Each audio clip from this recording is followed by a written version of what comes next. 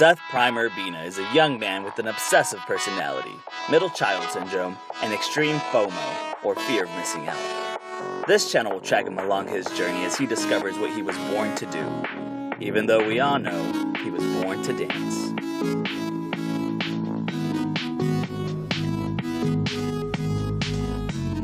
A question I get asked a lot is, why Prime? Why Seth-Prime? Because that's all my social media. Everything I use online usually says Seth-Prime, Seth-Prime, Seth-Prime, Seth-Prime. A lot of people automatically assume that it's because of Optimus Prime, that I'm some big Transformers fan. It's not because of Optimus Prime. The reason I first started going by Seth-Prime was because of a character called Superboy Prime. He was an old character, but they brought him back during Infinite Crisis. He was basically me in his updated version. He was this DC Comics fanboy that on the same day that everything great was happening, the same day that he got his powers, the same day he got to kiss the girl of his dreams, the same day he realized that comic books were real, he got called into the comic books to come and help save it, help save the world of DC Comics, the multiverse. It's a long story, but in the process he lost his world. He lost the world he came from, Earth Prime, and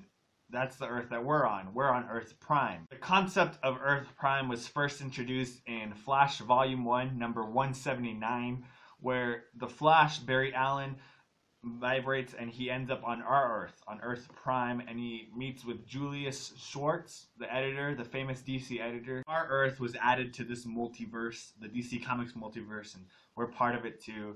And later it's revealed that our Earth is Earth number 33. So we're not the main Earth, we're not Earth 1 or anything like that. We're Earth 33. And so you may be wondering, what are the other Earths if we're number 33? And that's what I'm here to tell you today. I'm here to go through the Earths to break it down so you understand where we fit into the grand scheme of the DC Comics Multiverse. 52 Earths total, and we're going to go through them pretty quickly. Multiversity is what I'm going to be drawing a lot from. It's a comic by Grant Morrison, and I'm going to put a list here that you can see if you really want to understand it, if you want to read the Multiversity.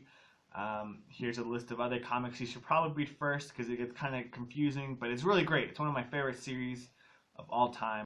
If you don't really want to read the Multiversity and all those comics and you don't really want to get invested, another good free book on the Comixology app to read is the KFC, the Colonel Corps. And in that book, Colonel Sanders travels the multiverse searching for other versions of the Colonel. It's pretty funny. They have a little variations that aren't 100% right, but it's still a fun read, so check that one out. I will have spoilers in this video for Multiversity, and I'm warning you now, probably just some parts at the beginning, so it won't really affect it that much, but I'm just warning you, so don't get mad. In the book Multiversity, there's a map of the multiverse, and it's very symmetrical, and there's all these things outside of the Earths, and it's amazing how much detail went into it, but we're not going to cover all of that. We don't have enough time to get into all the different things that are around the multiverse. We're going to start at the beginning. The very first one is actually Earth Zero. It's also called New Earth, and it's the main home of all the DC comic book characters. This is where the main stories come from, the main continuity. All of them are from Earth Zero, New Earth. There's a lot of symmetry in the multiverse, and Earth Zero is right across from Earth 33, so we're connected to this Earth. Earth 1 is the next one, and the heroes are very young, they're starting. There's Earth 1 comics going on, and it's how they began. There's very few heroes right now, and it's growing, and it can change a lot right now. Earth 1, nothing is certain. That's what they say. 2 is the Golden Age of comics. That's the Golden Age characters. So Flash is Jay Garrick, and Green Lantern is Alan Scott. And there's not really Batman, Superman, or Wonder Woman right now there. They revamped Earth 2 during the New 52. So they're a little bit different now, but it's basically just the Golden Age characters. The Justice Society of America characters. That's Earth 2. That's where they reside. Earth 3 is pretty simple. Everyone that's good is bad, and everyone that's bad is good. Morality has been flipped.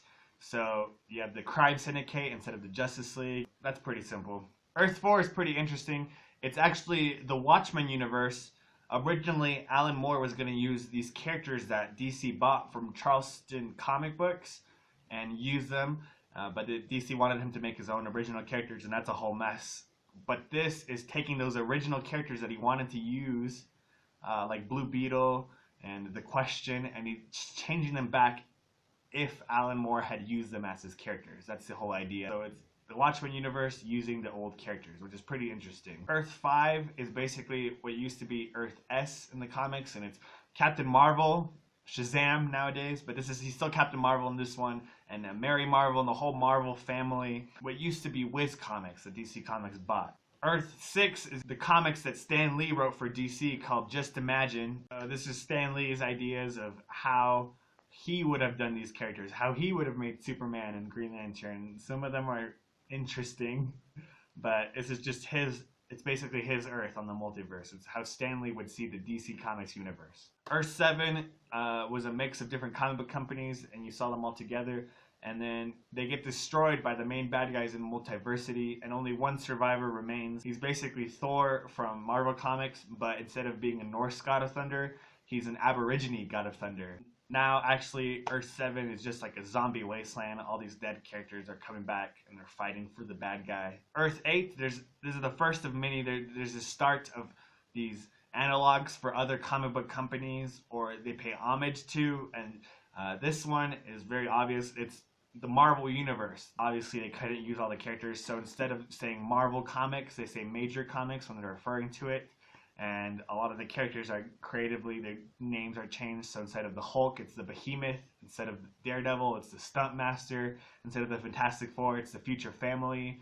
Instead of Spider-Man, it's the Bug. Instead of the Avengers, it's the Retaliators. Instead of the X-Men, it's the G-Men, like Genome. Instead of Iron Man, it's Shellhead. Instead of Captain America, it's the American Crusader. It's pretty obvious, but it's just the Marvel Universe inside of the DC Comics universe, which is pretty cool. Earth 9 is actually this old series called Tangent Comics, where they wanted to use the same character names, and that's pretty much it. And then whole entire new stories. All the characters have different powers, they have different origins, they have different secret identities. Earth 10 is also sometimes referred to as Earth X. And this Earth, Superman landed in Nazi Germany and became Overman. It's just a Nazi Justice League versus the Freedom Fighters. That's what this Earth is. It's sad. Earth 11 is pretty simple to understand. It's gender swapped. Everything, all the boys are girls and girls are boys. That's it. And everyone has clever names when they say it. Like instead of Seth, that would be Beth.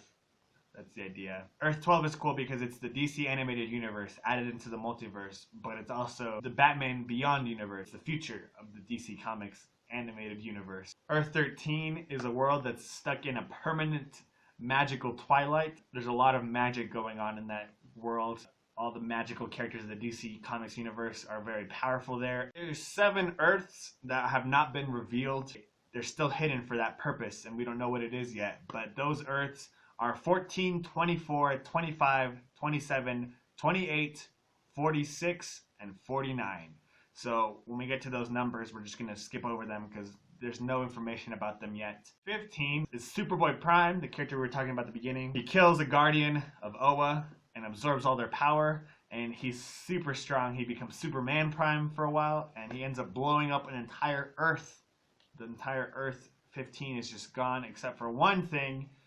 They call it a cosmic grail, like the Holy Grail, and it's a Green Lantern power battery, and that's the only thing left from that Earth, but it's not on Earth 15 and scattered somewhere in the multiverse. 16 is also called Earth Me, and the idea is that everyone's super self-centered and focused on themselves because crime has been eliminated.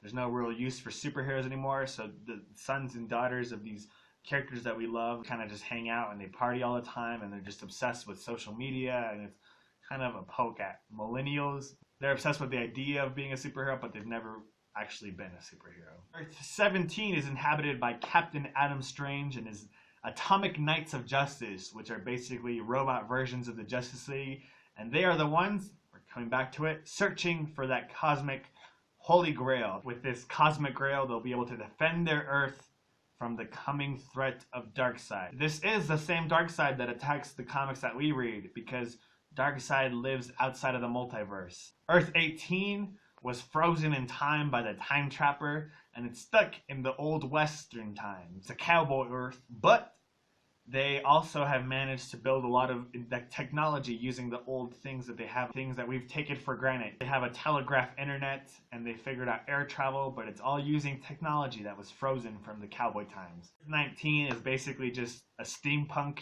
universe. Earth 20 and Earth 40, every so often they overlap and they kind of connect, and there's a lot of symmetry in their characters. Earth 20 is basically the good one, and Earth 40 is basically the bad one. They're very connected to each other. Earth 21 is basically Darwin Cook's Justice League, The New Frontier, if you've ever seen that animated movie. The DC, The New Frontier. We have the indomitable spirit of man. Earth 22 is basically the works of Kingdom Come. This is the Earth that took place on. Earth 23 we don't know much about. It's a lot like the normal Earth that we read about, but we've seen this character, the Superman character from this story, a lot in other books. His name is Calvin Ellis, and he is also from another planet, from Krypton, but he's also the president of the United States. But when he first appeared, it was around the same time when Obama was first elected, so he's kind of took some influence from that. What if Superman was also the president of the United States? Pretty cool character. Earth 26 is a cartoon world with cartoon physics, so it's like a Looney Tunes world, but you have the Captain Carrot and the Zoo Crew, so there's a bunch of animals. One of my favorite Robot Chicken sketches takes place in this world. 29 is the only square Earth in the multiverse that we know of, and it's because it's Bizarro Earth, or as they say it, Hatra, which is Earth backward, Adam Familiar instead of Adam Strange, and the Smarman Snitch instead of the Martian Manhunter. It's a Bizarro world. Earth 30 is the Red Sun series, where Superman lands in communist Russia instead of landing in Kansas. You can read the Red Sun to understand this Earth a lot more, because it's just the continuation of that Earth. We made it to Earth 33, which is where we are, where we live. It says, known also as Earth Prime, this mysterious world without superheroes exerts a powerful and unknown influence on the progress and development of the entire multiverse. We are Ultra Comics. We're going to be getting into a few of these analogs for another world, so we're just going to go through these kind of quickly. Earth 34 is basically Astro City, so you have the same characters. Instead of the Samaritan, it's the Savior, and so on and so forth. Earth 35 is an analog for Awesome Comics. Earth 38 is pretty cool. It's the idea that Batman and Superman came in the 1930s when they first debuted in the comic books, and they aged normally. So now it's 2016 and it's their great-great-grandchildren fighting crime, and it just shows their lineage. Earth 39 is doing the Thunder Agents, but it's the Agents of Wonder, and each letter is spelled out. So that's paying homage to it. Earth 41 is an analog for Image Comics. So instead of Spawn, it's Spore. Instead of Savage Dragon, you have Dino Cop. There's respect for all these other comics. Earth 42 is based on the Little League. Little cute characters of the Justice League. Baby Justice Leagues. Earth 43 is pretty simple. Everyone's a vampire. That's it. It's the Blood League. 44 is another one that has a robotic version of the Justice League, but it's not just robot versions of each character, it's them mixed with the Metal Men. 35 was another Earth that had no superheroes until Clark Kent, Lois Lane, and Jimmy Olsen found this thought machine that can make your thoughts come to life. They imagined what the perfect superhero would be like, and they were basically imagining Superman, but a corporation got its hands on him and turned him into Super Doomsday, which is exactly what it sounds like. He tore through the multiverse, killing different versions of Superman. So that's what this Earth has to contribute to the multiverse. Earth 47 is a tie-dye Earth. That's what it looks like on the maps. It's home of the Love Syndicate of Dream World, and so everything's groovy. That's what it says. It says all is groovy. So it's just peace, love, no war. It's very 60s, 70s, the whole hippie movement. That's what inspired this Earth. Earth 48 is a little hard to explain. It's taking all the ideas of superhero comics to the max. The most ridiculous superhero comic book pitch. Every story on this planet is a crossover epic. Every story is an event. Everything is huge. Everything is big on this Earth. Everything is crazy. Earth 50 is interesting. If you've ever seen Justice League, the episode A Better World, where the Flash is killed by Lex Luthor. So they decide to kill Lex Luthor and start killing other villains, and they become the Justice Lords instead of the Justice League. And it's in that episode, but now it's canonical. That Earth is part of the multiverse. It's Earth 50. What if they became judge, jury, and executioner? 52 total, including Earth 0. So this is the last one. Earth 51 It's basically Jack Kirby's work. Earth AD, after the great disaster happened, and the new gods are very involved in this Earth. Kamandi, the last boy on Earth, and then there's Omek. And so I hope that explains things. It's not because of Optimus Prime, but it's because I live on Earth Prime. Just giving you an idea of how everything is connected and looks. Technically, if you're watching this video on the same Earth, the same plane of existence that I am, then you are also a Prime. If the multiverse ever needs someone from Earth Prime to step up, I'm here.